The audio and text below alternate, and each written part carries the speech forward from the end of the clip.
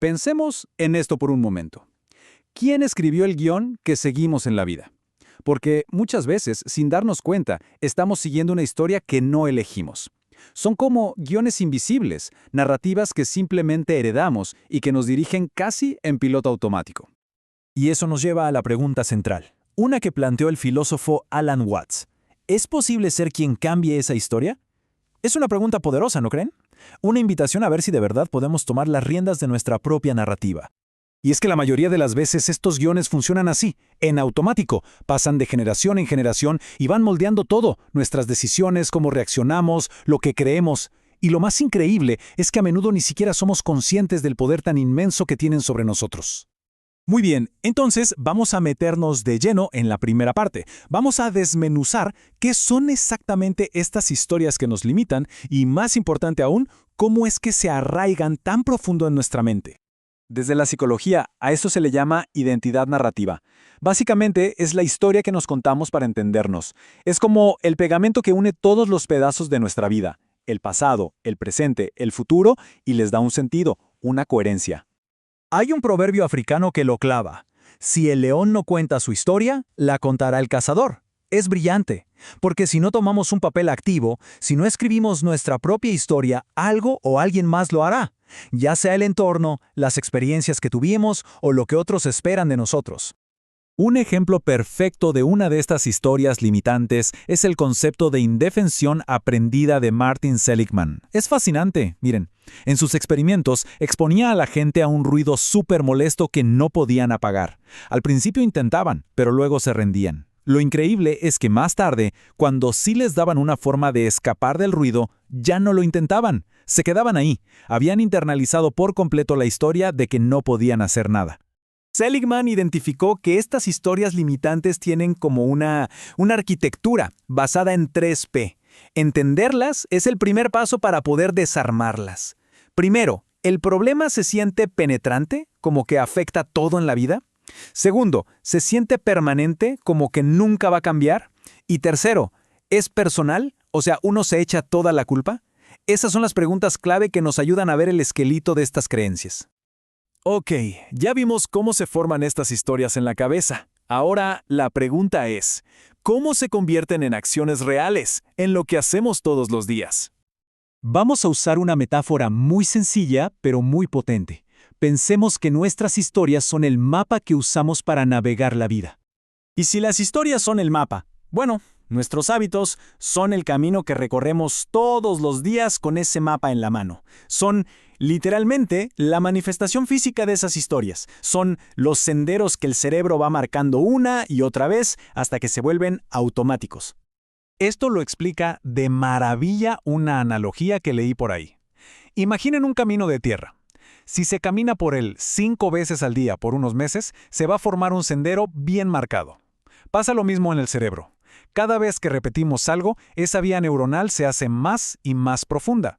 Y llega un punto en que el sendero es tan hondo que salirse de él solo con fuerza de voluntad es, bueno, casi imposible. Y ojo, la ciencia nos dice que los hábitos no son un tema de debilidad moral o algo así, para nada. Son un mecanismo del cerebro para ser más eficiente. El control deja de ser consciente y pasa a ser automático, activado por señales del entorno.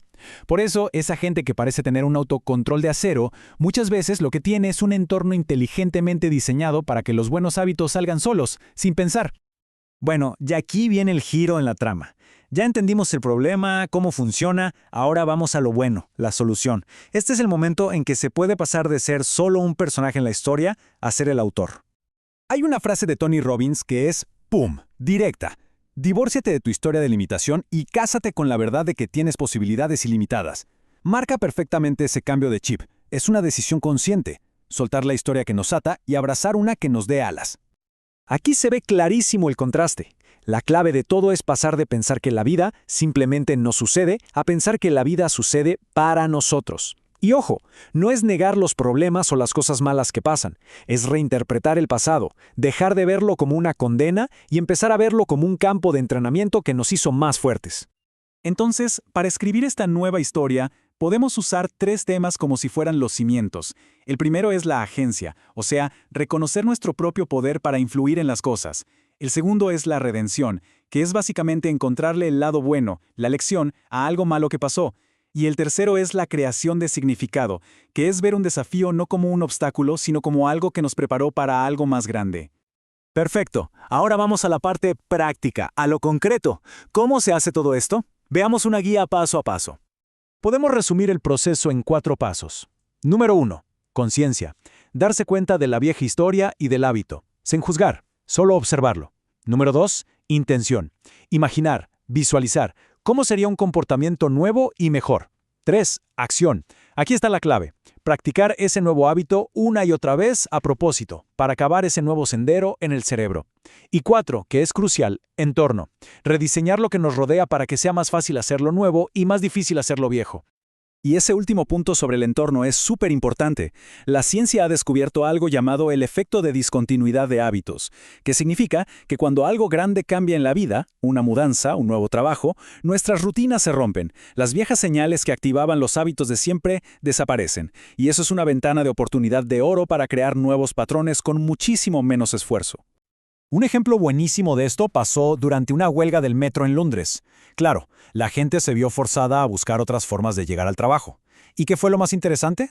Que cuando la huelga terminó, un 5% de las personas se quedaron con sus nuevas rutas, porque se dieron cuenta de que eran mejores. La ruptura del hábito viejo les abrió los ojos a una mejor opción. Y para ir cerrando, hay que tener algo muy claro. Reescribir la propia historia no es una línea recta hacia arriba, no es un proceso perfecto. Va a haber tropiezos, seguro, pero la clave es no verlos como fracasos. Cada error es en realidad información. Es un dato valioso que nos da más conciencia y nos ayuda a corregir el camino. Así que, al final de todo, la pregunta queda abierta. La historia de cada uno no está terminada ni escrita en piedra. El poder de decidir cuál será el siguiente capítulo, bueno, ese poder está justo aquí y ahora, en manos de cada persona.